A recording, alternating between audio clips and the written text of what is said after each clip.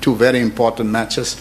And then the under-23 must play in the Olympics, and the under-17 is going to Morocco to play in the final round of qualification for the World Cup places. They've qualified for AFCON under-17, and now they will play for a place in the World Cup. And those are the immediate tasks. Of course, that tournament in Morocco is also in March. But the discussion that was the major issue for the NEC last night is that, in September of last year, we announced that we had 5 candidates who applied for the position of CEO of SAFA. We then appointed 3 independent professionals, and they then first reduced the 5 to 3, and then subjected the 3 to further scrutiny, further tests, and submitted the names of the 2, one clearly recommended by the committee to the NEC, and then further recommendation in respect of the other 2.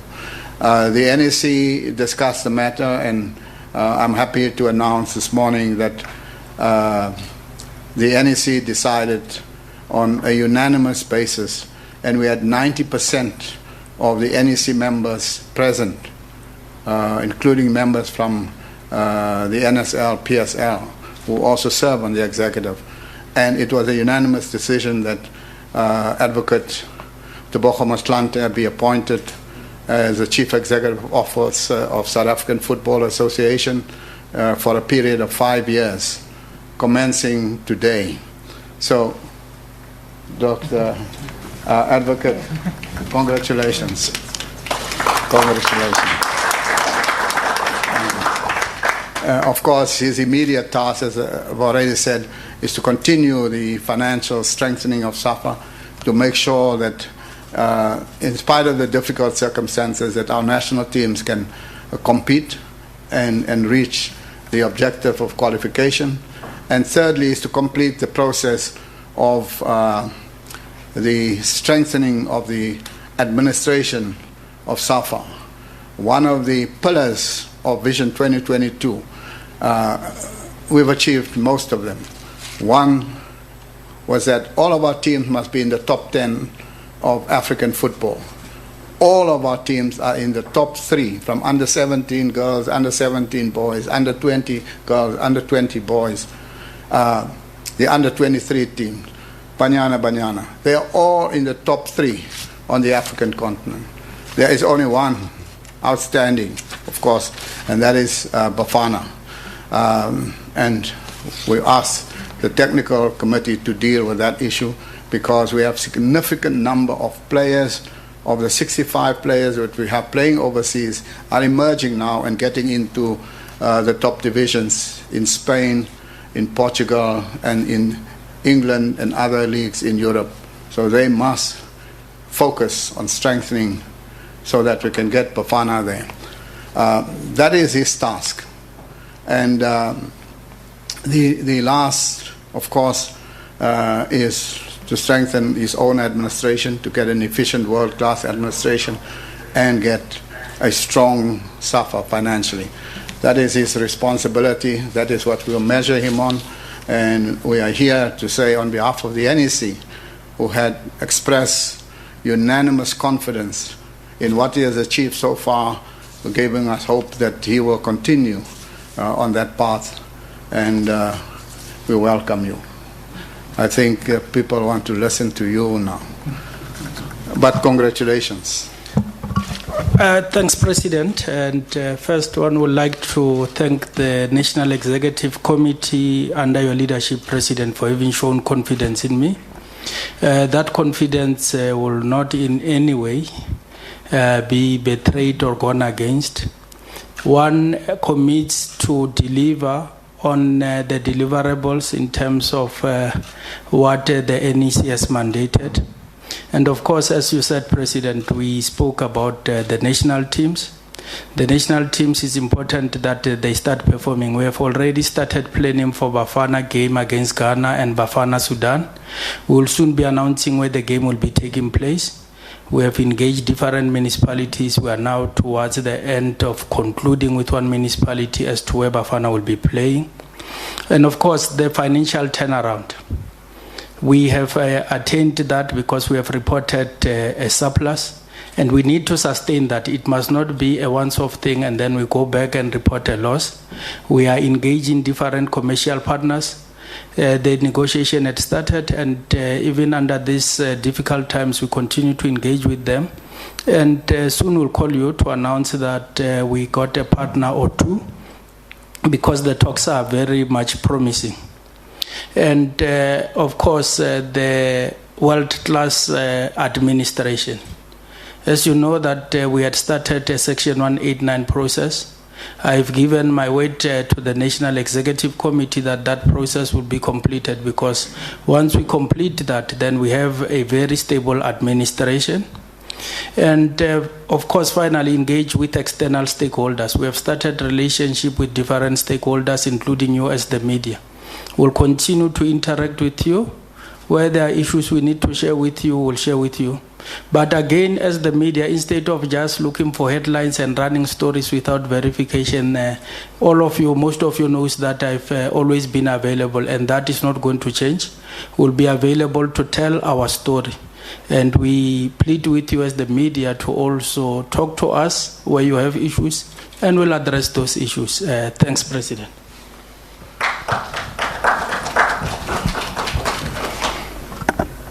Thank you very much.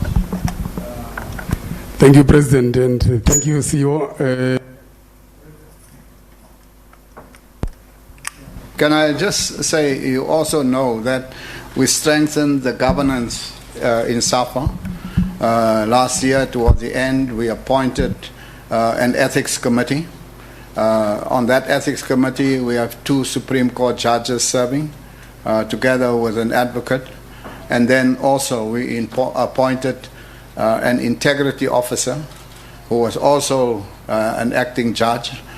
And we got the integrity officer to draw up a code of conduct to be signed by every referee in this country. We had a workshop with the referees, and all the referees had to sign that undertaking. And that is, of course, as a mitigation against any possible match fixing. And the integrity officer was very clear to them that they should observe every clause in that undertaking that they sign with the association. So those governance structures are also in place. And we are happy that the transformation that we have started is now nearing its completion, and it's now for the newly appointed CEO to complete it. So it's over to you, Mr. Thank you, President. There you are, ladies and gentlemen, President, for your hearing.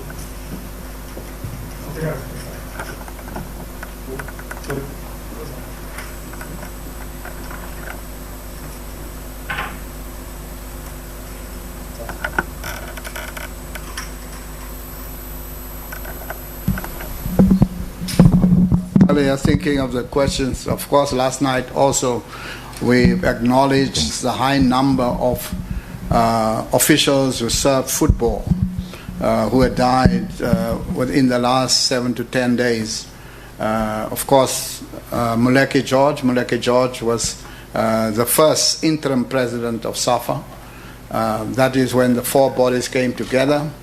There was such a lot of suspicion amongst the 4 bodies that none wanted any of the presidents sitting there to act in the interim. And so Muleke George was at the time the president of the NSC, was then asked to come in and to act as the interim chair and to lead SAFA to its first democratic elections, which he had done, and of course Professor Khadine Bekau was elected. So he had played a tremendous role, and the NEC acknowledged it and also conveyed condolences to his family. Then there was, of course, Abdul Bamji, who was also part of the unity process. He was originally from the South African Soccer Federation joined the NSL, became a flamboyant PRO, and it really, I think he was the first Mr. Razzmatazz in South African football, with his colorful jackets and pants, the green pants and yellow jackets, and running around the inner perimeter of the stadium and waving to the crowd and getting them and bringing music and song and dance, as he combined that with football. So football events really became razzmatazz events, and he was a colorful, but he was an uncompromising, disciplined pioneer of creating a non-racial, united football body. And that was his contribution. He did not compromise. And in many of the meetings, he was harsh. And those who still wanted to pussyfoot around apartheid football. Remember, this was now 1987 to 1990. Madiba was not out of prison yet. SAFA was formed in 91.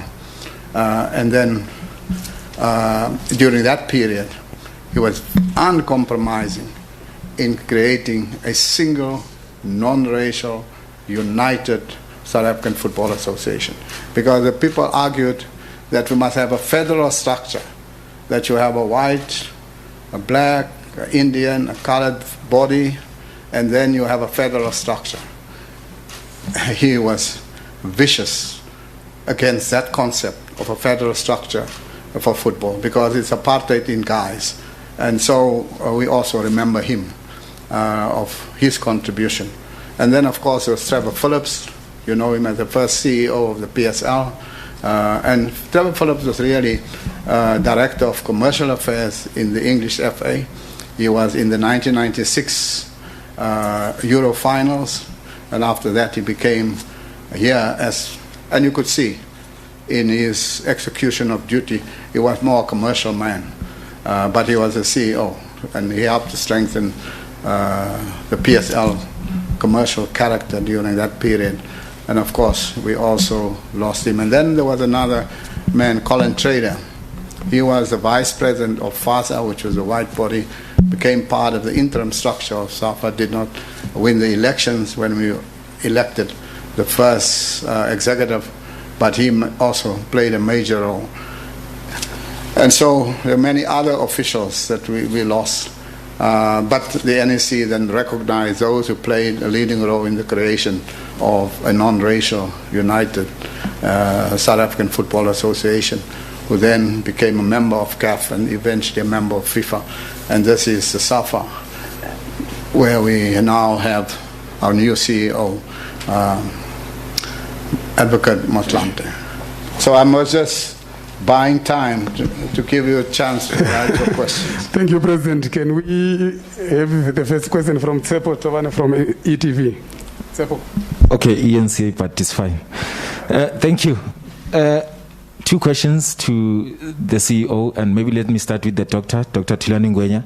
Yes, thanks for the clarity around the suspension of amateur football, but have you had discussions around international football since the matches are coming, I think, in March? Have you had safety discussions into planning and all those things? With regards to the CEO, congratulations.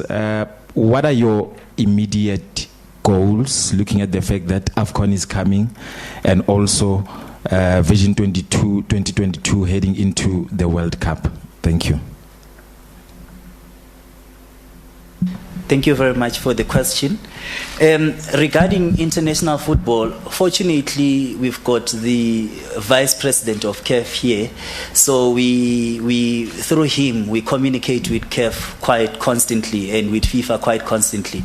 And I also have direct now communication with the medical committee of CAF and of FIFA.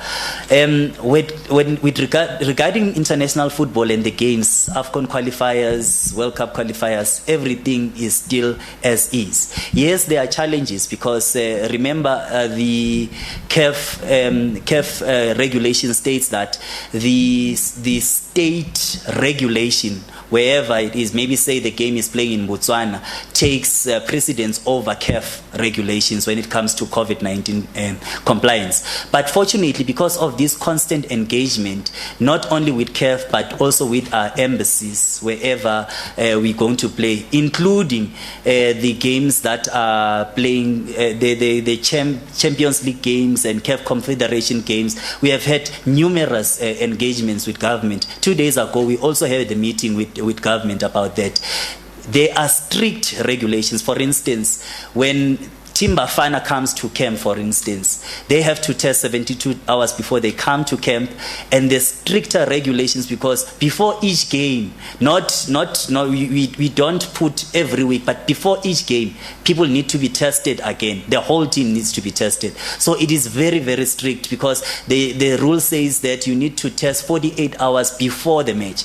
And it says that you can't test in your country and say, no, you will be within the 48-hour time interval, then you can play the next game in Tanzania. No, you need to test in Tanzania, get the results from Tanzania, and those results need to be not older than 48 hours. So the international games are even more stricter than what we are actually seeing at local football, because at local football, instead of testing every after game, we are saying we're going to test in a period of 14 days or so, depending on the fixtures. So we are really working on that. And yes, there's continuous engagement when it comes to international football. As things stands, we're still going to play the games that are scheduled to be played this year. Thank you very much. Thanks, Mr. Toban. I think the first priority is to finalize the Section 189, as I said, because once you have the staff certain about the future and you have a team which supports you, because it's all about the team, and also ensuring that most of the responsibilities in line with Vision 2022 are transferred to members which are regions. We want to move from a case where members come where there are events and feel that they are spectators. We need them to be the owners of the programs. We have already done so. The leagues are run through the provinces. We are giving support from this office. So the first thing is to finalize and ensure that you have a team which will work with, you will rely on that team to ensure that we achieve what the NEC has mandated us to achieve administratively while we develop a world-class administration. As far as the national teams are concerned, of course, there are two teams which are active currently. We need to ensure that we support our men's senior team Bafana to ensure that they qualify. So for them to qualify, we need to work with the technical team and ensure that we give them that administrative support and ensure that they qualify for the AFCON while we also prepare for the World Cup qualifiers. Under 17s are going to AFCON. We need to ensure that they are prepared because, with what COVID has brought, they don't have enough time to go out there preparing. So we need to sit down with the technical team and find strategies of getting a team which will go there and ensure that it also qualifies for the World Cup, getting out of that AFCON. So we are hard at work. We'll continue with the technical team to come with programs which will ensure that those teams do well. And lastly, the stakeholders, the commercial partners. We are in difficult times. The football program has stopped. We need continuous engagement and find innovative way to give them the mileage because they continue to give us money. So we need to ensure that there is value for that money. We find innovative way to continuously give them mileage so that when we resume sports, they are also still on board. And also, of course, the major thing is to also attract new funders, to attract new commercial partners, which is an ongoing process. As I said when I spoke before, there are those who have engaged, there are those who are showing positive signs. So soon we'll be announcing that we got 1 or 2 new commercial partners under these difficult circumstances. Thank you. You see what? Can Next I just question. add one? Okay. Yeah, I just wanted to add one scenario to say the Kaizer Chiefs match that was played in Angola. we had a situation where Angola was saying for a team or for anyone that is coming into Angola, they need to be in isolation for 14 days before they can actually play. But through the engagements with government and embassy, we managed to get a waiver, so they were able then to play. So this is just confirmation to say we are in continuous engagements with all stakeholders when it comes to COVID-19 regulations. Thank you. Can we take the next question? Dr. Jordaan and to Dr. Ngwenya, and congratulations, CEO. My question is around Patrice Motsepe. Any updates on his, if he'll be doing some media in South Africa to update us on his CAF presidency quest? And to Dr. Ngwenya, the IOC has been talking about vaccines for teams going to the Olympic Games, athletes and that sort of thing. Has there been anything from government to indicate that that is something that's under consideration, or that athletes will be having access to that, considering we have an under-23 team heading to the Olympic Games? Thank you very much for the question. Indeed, there's engagements, but it's still early days. Remember, the vaccines that have been secured for now, the priority is the frontline workers, the health care providers. So as time goes by, it will be then rolled out to the next group. Yes, there are engagements at the moment, but there's nothing really final at the moment. But we are still in continuous discussion regarding vaccination. Thank you very much. I think as far as that is concerned, let us exhaust the questions on the issues that we've raised, and then we can give you an update as you requested. But because you're asking questions about something that we didn't talk about, so let us finish the questions on what we've talked about, and then we can give you an update. Thanks. Thank you. President, can we take the next question? Good morning. My name is Kanyiso Chwaku from Sport 24. I've got a threefold question. I think the first one would be for Dr. Ngwenya.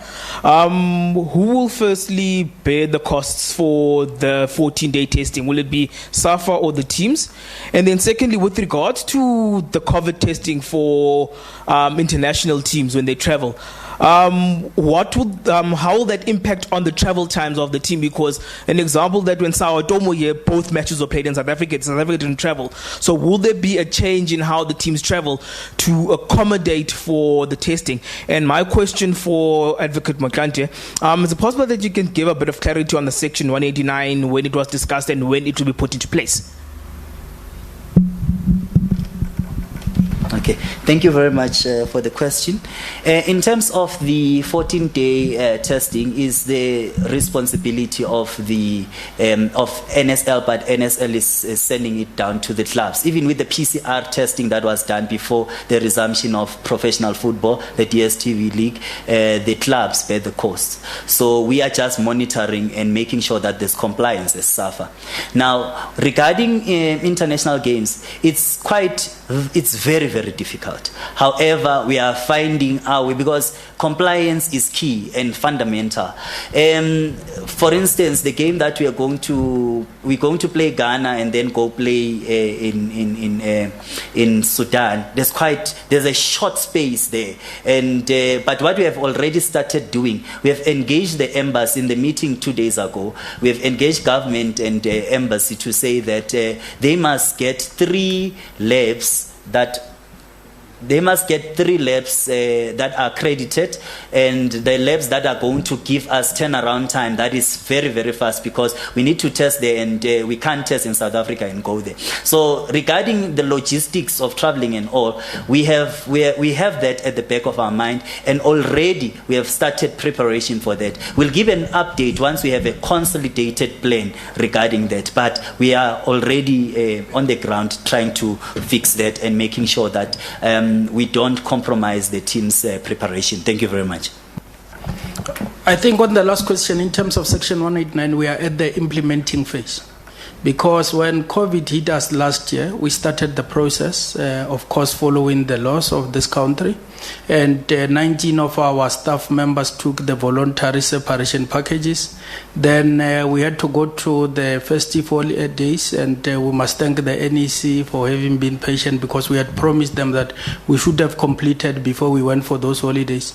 So we have given the National Executive the guarantee that by the end of February we should be done with Section 189, and we have certainty. So it's just at the implementation phase now. Can we take the next question, Mhlekazi? Okay, thank you. Velile Mnyando, congratulations, advocate, on your appointment. Just 2-3 questions for yourself and also for Dr. Ngwenya. Maybe if I can start with you, Doc.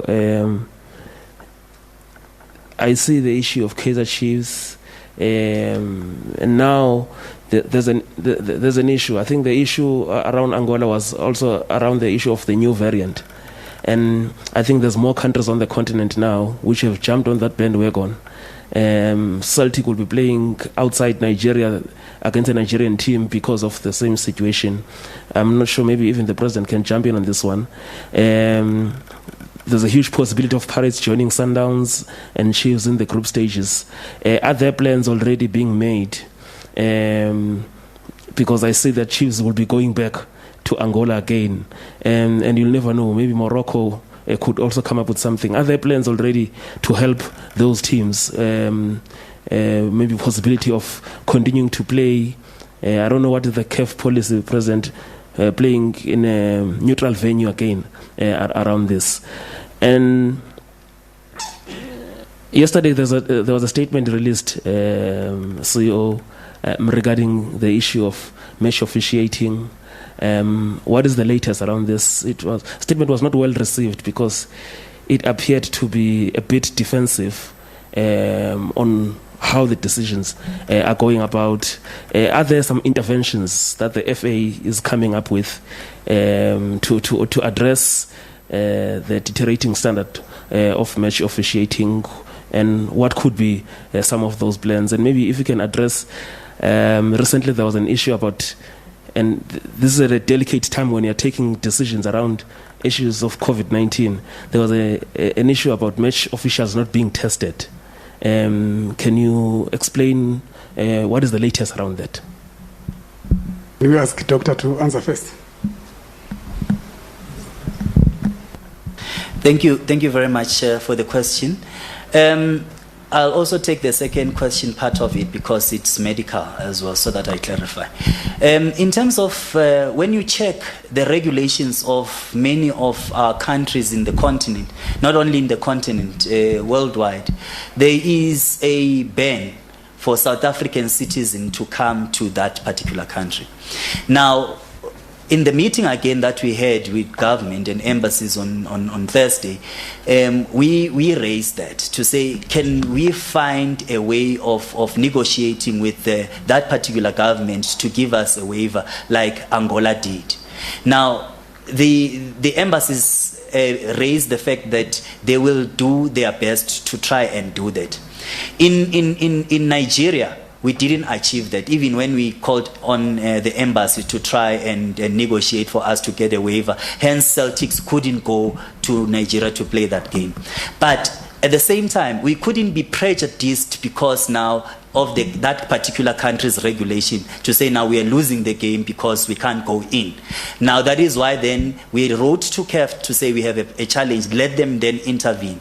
Then the CAF competitions department took a decision to say that then let's go to a neutral venue where they'll accommodate both teams, and hence the game was played. So the decision of playing in a neutral venue, it's not for us, it is for CAF competitions. But we'll continuously monitor the situation, we'll continuously engage the government or that particular that our team will be playing at, and if we do not find comfort or we do not find a neutral grounds, then we'll then escalate to CAF to make a decision. Now, when it comes to referees, we are happy to announce that now all our referees at professional football have tested.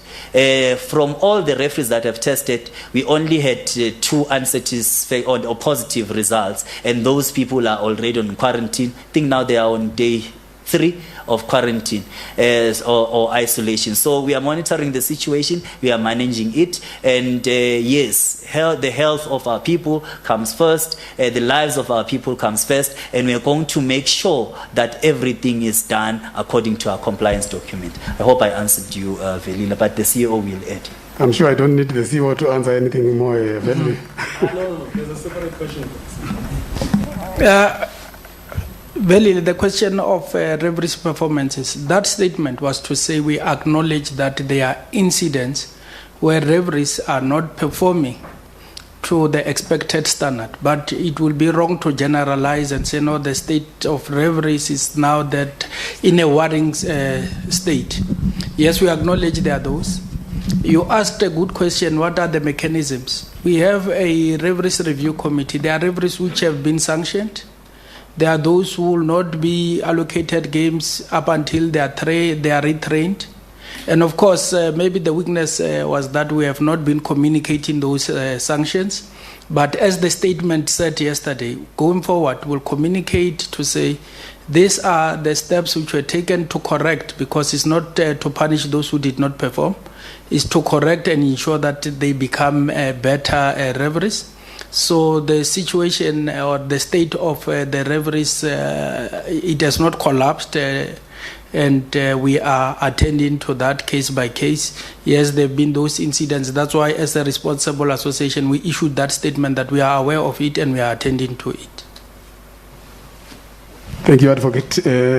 President, there is a question from Eyewitness News and Kaya FM. It's just one question which says, with these rampant COVID issues, what is the situation with women's football and going forward?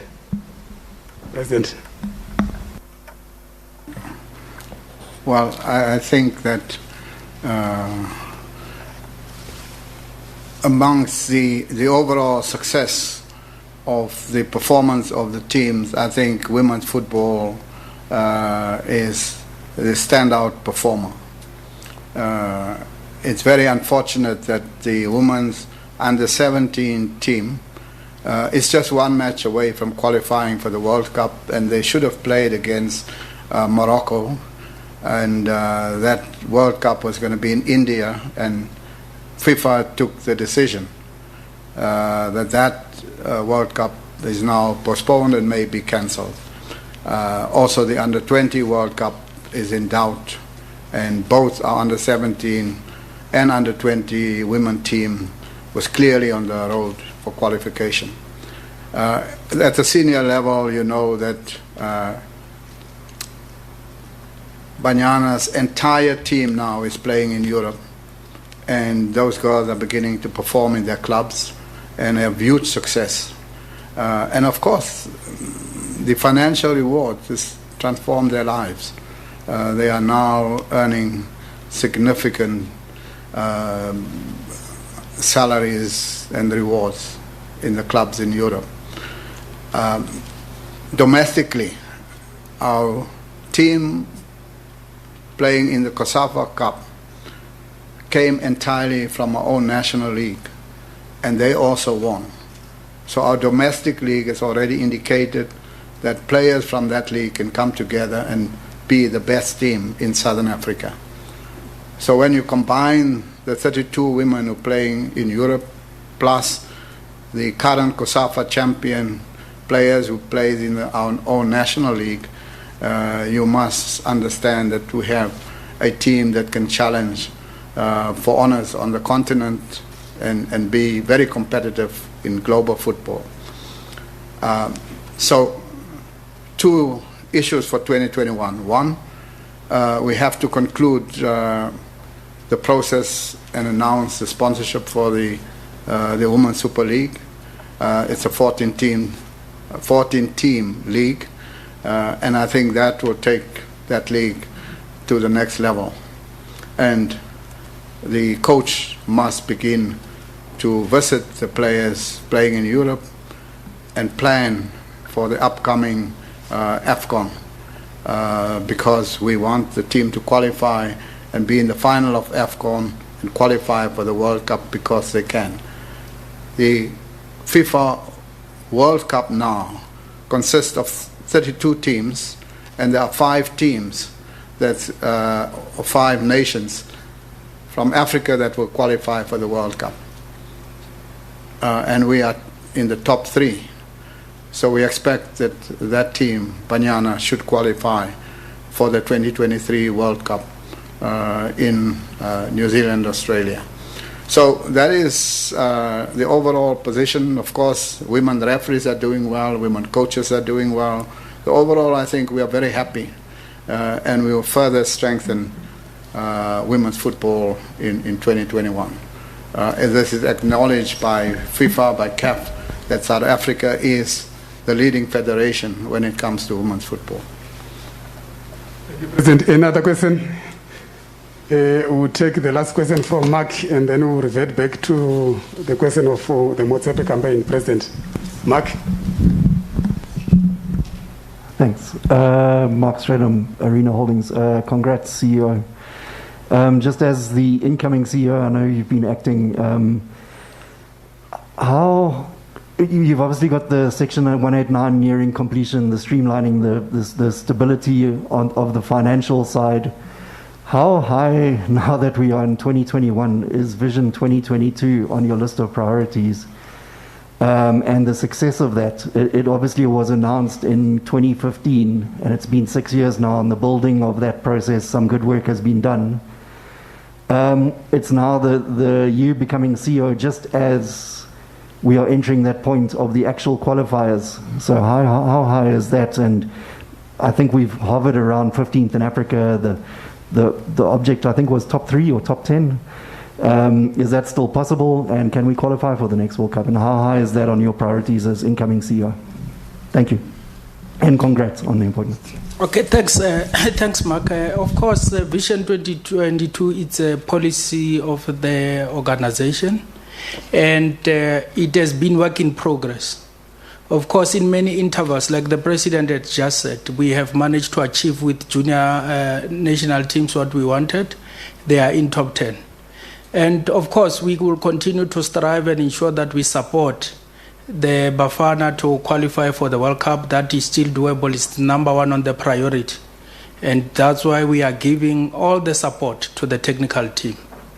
The question of whether it's still doable to be at position 3, of course, as we perform, we keep on climbing. And at the end of the day, 2022, when we review that document, we'll say this is what we have managed. But of course, it remains a priority because it's a policy. It has been an ongoing work. It's not like you are starting afresh. It's just to build on the achievement and ensure that we achieve more where it is available, where it is possible. So that when we conclude in 2022, we'll say from Vision 2022, this is what we have achieved. That's why we're still speaking about building a world-class administration. It has started with that vision when it started. But we can't say because we have not achieved 1 or 2 things, we have not achieved that. There are things which will be achieved, and of course, it remains a priority. Sias, can you please repeat your question again? Yes.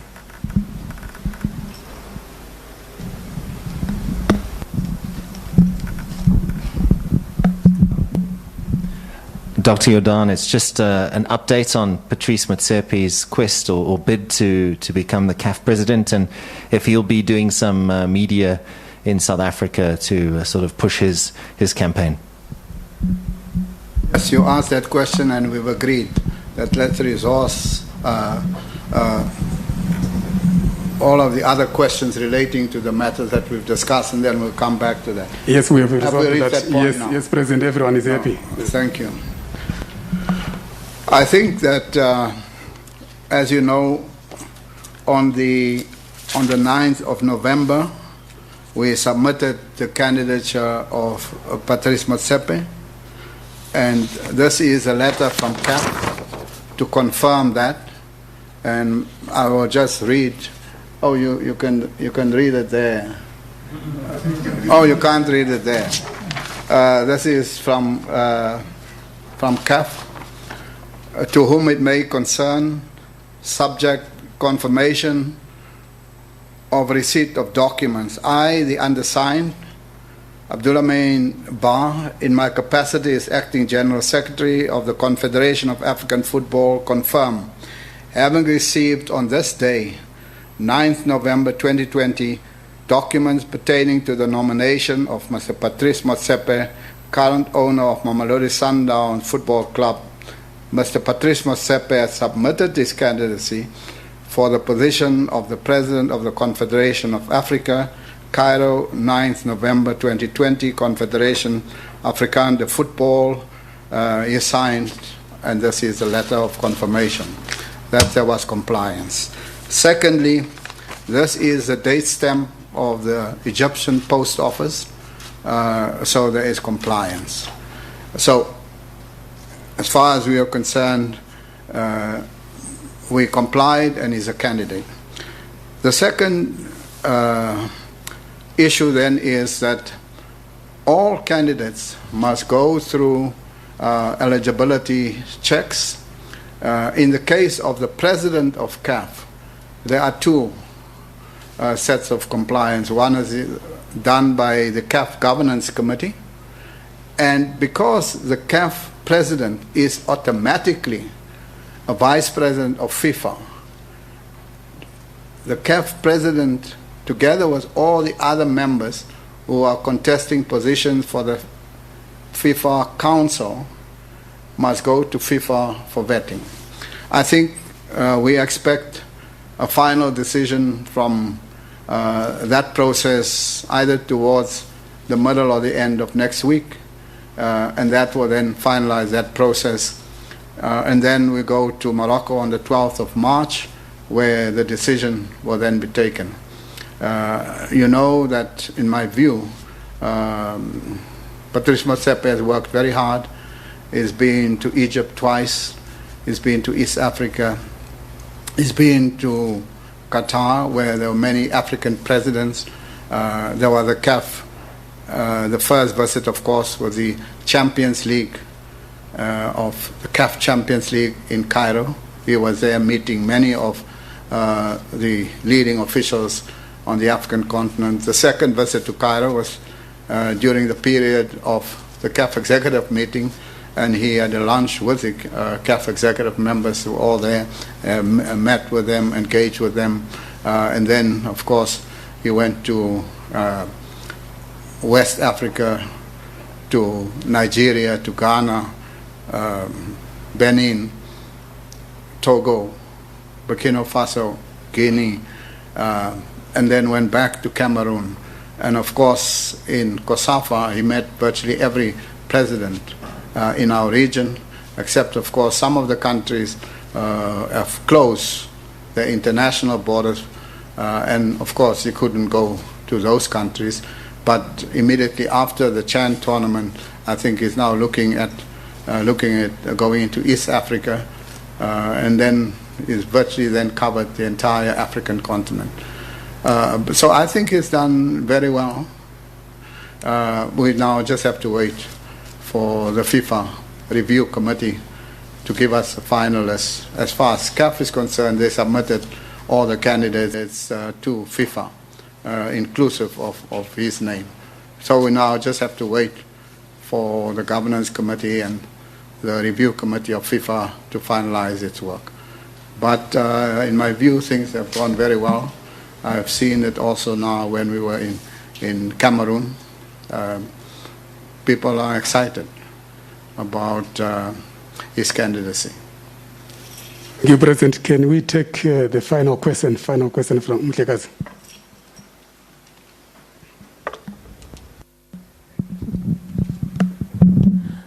Just as a follow-up to this matter, President, so the issue of the CAF governance additional checks that they said they were scheduled for the 28th, is it still on the table, or it's only the FIFA checks that are there now?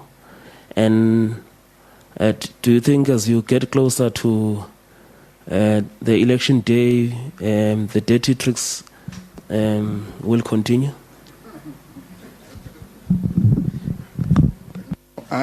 I think if you say, well, the dirty tricks continue, it means that the dirty tricks have started. I think we must just wait.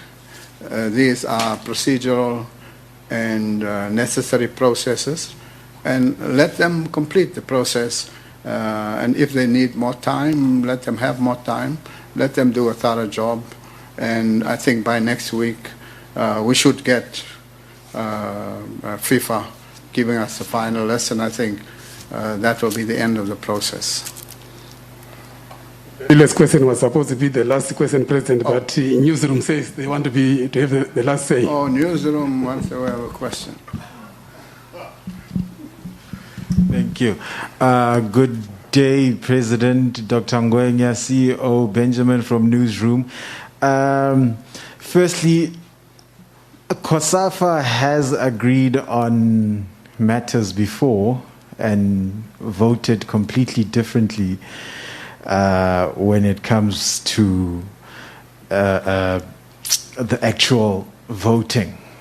How confident, I know we touched briefly on it the other day, but how confident are you that President Felton Kamambo, President Andrew Kamanga, and the likes will go with the South African bid? And also totally unrelated, also you were busy with tributes earlier. Can you just give the association's word on the passing of Minister Mthembu yesterday? At any other last? The last question was that, can you give some words of condolences to the passing on of Minister Mthembu? Oh. Jackson Mthembu. Yeah. No, extremely confident. And it so happens that the two persons that you mentioned, the President of Zambia, Andrew Kamanga, and the President of Zimbabwe, Felton Kamambo, who happens to be in the country at the moment as we speak. Both their teams are there in Chan, in Cameroon. And Patrice Motsepe had engagement with them, and we feel pretty confident. I don't know why you picked those two, but because you picked those two, let me deal with those two. Very confident. We were together in Yaoundé, and I'm going back because I'm the president of the organizing committee of Chan in Cameroon, and this is the first global event, international event since COVID. CAF is the first continental federations organizing a competition, so it's very, very important. That's why the president of FIFA, Infantino, was there. He came and he said he's looking very closely. And given all the challenges from where the teams come from in terms of COVID, we have to work extremely hard to make sure that everything goes well, so that we can establish a framework for global football to see if we can manage it in Cameroon without incident, then maybe there is a template that they could follow. So he was there, and we are extremely confident. Of course, our neighbors, Botswana, Swaziland, Lesotho, these are our neighbors and friends. I think significant support from COSAFA. Of course, the downside, because of COVID, COSAFA cannot have a meeting. And COVID is particularly severe in our area and in our country, and therefore I spoke to the president of COSAFA, Mr. Chiangwa, and he is saying he's still looking towards the middle of February and make an assessment how things are going, so that maybe we could have a meeting, or if not, then we'll have a Zoom meeting. But we are satisfied that things are okay in COSAFA. Word on the passing on of Minister Mthembu. Yes, also we must express our sincere condolences to Minister Jackson Mthembu. Of course, I know Jackson Mthembu for many years. He was a comrade, he was an activist, and we were in Parliament together. Is a special and standout figure. Is a human being. He is a true South African, a patriot. So yesterday when we received the news, of course, it was extreme shock. That was in a few days, he was no more. And I think that all of us learn from the people who passed over the last few days. Many of them passed away in a matter of 3 to 5 days. And that just shows that all of us, including you, must take extra care. I am the one who's talking, but I'm flying up and down. But one must take very seriously what is happening. You see what Fauci, who's now back in the United States, also said about the virus in South Africa, mentioning specific this variant of COVID in South Africa. And I was listening to him to say, we have to take care, South Africans. When I was in Doha, in Qatar, I had to be tested every day. I had to be tested when we landed at Doha airport. They took us away for tests. Then every day we were tested, and we said, why? They said, no, you come from a country that's a high-risk country. So I had about 15, 16 tests already. When I came to Cameroon, the same. They stopped us at the airport, we had to test. The next day we had to test, and before I left Cameroon, I had to test again. So the whole eyes of the world are upon us. So we have the opportunity to show how to deal with the challenge that we face. And so Jackson Mthembu was at the forefront of helping us to cope. Himself became a victim. And so it's a sad day for us. It's a huge loss.